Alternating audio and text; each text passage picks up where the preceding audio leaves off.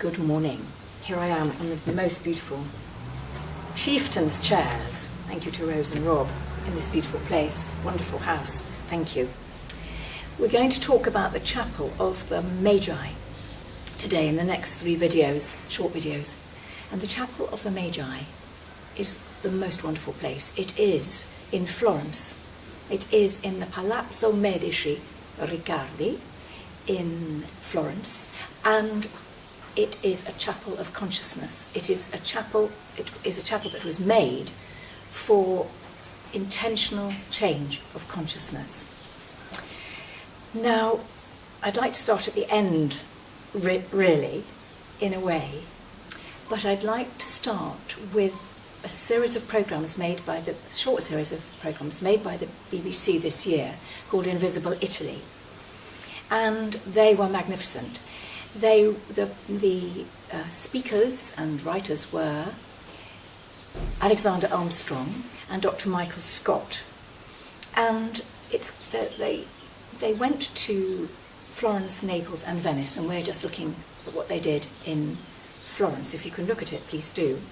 They took with them a magnificent team of people who looked at buildings in 3D. They took equipment which was of magnetic resonance imaging, and the results are spectacular. And these programs were a complete gift to me, because I've been talking about the Chapel of the Magi since 2005, and a friend, Linda Proud, a novelist, wrote her last book as a challenge to me to say, Marella is a nit. It's not a chapel about consciousness at all. Well, so she wrote the book, and lo and behold, she said no, she was wrong.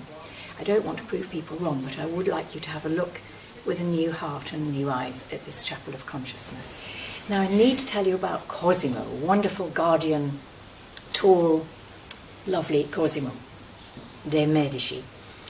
He, in 1439, he'd already been exiled from Florence and brought back, and the Florentines loved him. And he was the head man, and he, for some reason, decided to bring a deputation from Istanbul, a sort of embassy from Istanbul, to Florence to heal the wound between the churches of Christianity, the East and the West. And it was ostensibly a political reason, because the East and the West schism between them was dangerous. It made them vulnerable. And the reason for their meeting was, apparently I say, more later, and ironically, as you will see, the reason for their meeting was to discuss the Trinity. They were arguing about what the Trinity was about. Now, at that time, a man came in that deputation called Gemistos Platone. He was a Greek. He was from the Peloponnese, and that deputation from Istanbul to Florence must have been fascinating and colourful and wonderful, with a very serious subject. Now, at that time, I see him as a sort of symbol of Greekness coming to Florence, and he came as the last known Magi, the last known Magus, I should say. He was the last of the known Magi. And if you'd like to read my paper on this website about this chapel, you will be able to read more about him. So please hold that thought about our friend Mr. Platone. Now, at the same time, you know, the palazzo had been architected by Michelozzo, and Cosimo was a very devoted man to something I want to call only love. He wasn't a Christian in any orthodox sense, no offence meant. He didn't really like the popes of the time, and the Medici spent a lot of time falling out with them. And he really practiced a form of loving the divine, which was unorthodox at that time. He felt that love was the most important thing, and the brotherhood of man was the most important thing. We've heard that somewhere before, about 2,000 years ago. Interesting.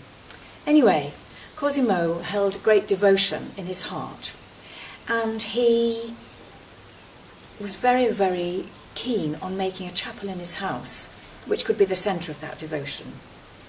So please hold that. Now, in 1439, the embassy came from Istanbul, so all this wonderful colour from Istanbul, and Gemistos Pletone. At the same time, Cosimo, I think 1442, he applied for a permit for a portable altar in his house, and from that moment the chapel was conceived, and he was the seed, and the chapel and Cosimo were the seeds of the Renaissance, prefigured by Dante, but that's for another day. Now, the chapel was made, I thought, of a masonry box, and the wonderful thing about the Armstrong team in Invisible Italy is that it shows us fantastically that the chapel is 2 masonry boxes, and of course you can see that when you look at it with the new eyes. Now, these masonry boxes are built without light.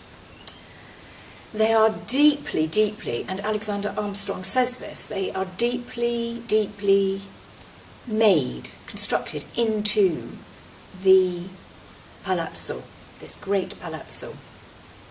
Now, just please be patient with me. The Medici were high-frequency guys. If you resonate at a high frequency, the probability is you'll have very low blood pressure. You will quite often feel faint and dizzy. You'll sometimes feel drunk without any alcohol, and you have a very sensitive and sensitized view of the world.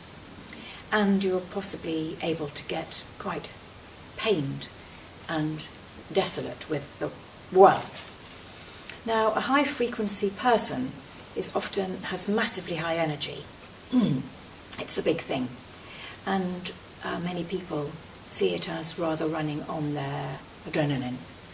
Now, the team that made this wonderful place, this wonderful chapel, were high-frequency people. And they met together. Cosimo made this chapel. They met together in the chapel on a weekly basis. And they met with Cosimo, and they were underpinned and led by Marsilio Ficino.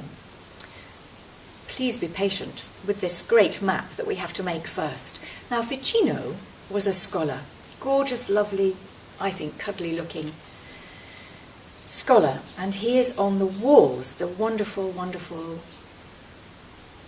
walls of this little chapel, blonde, and there he is.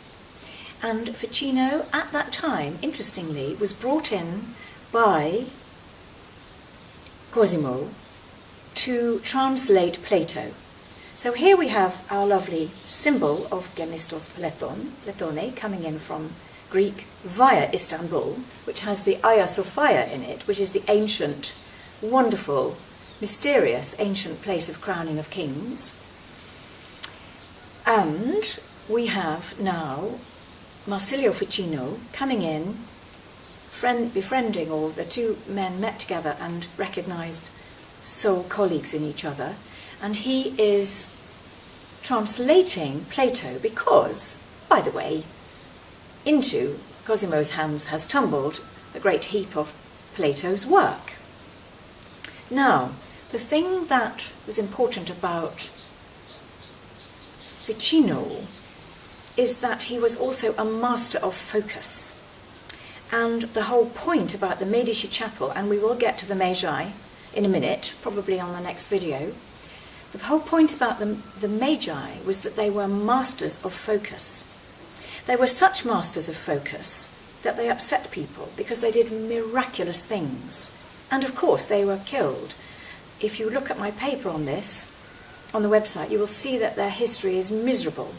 They were murdered, they were persecuted, they were sent off because they did wonderful things, strange things. They were masters of their own process of making miracles, really. They were miracle makers. Now, Cosimo and Ficino together learned the art of focus. And in Ficino's Platonic, Neoplatonic view of the world, I use the word view very carefully, but he brought forward the idea that contemplation or meditation, or as I feel, deep relaxation and getting in touch with yourself in order to bring into your being higher inspiration. Ficino taught that to Cosimo and a group of people who then really, really raised the frequency in the chapel so that they could bring down or across, or download as we would say, information and bring in magnetically all the people, the wonderful people who created the Renaissance.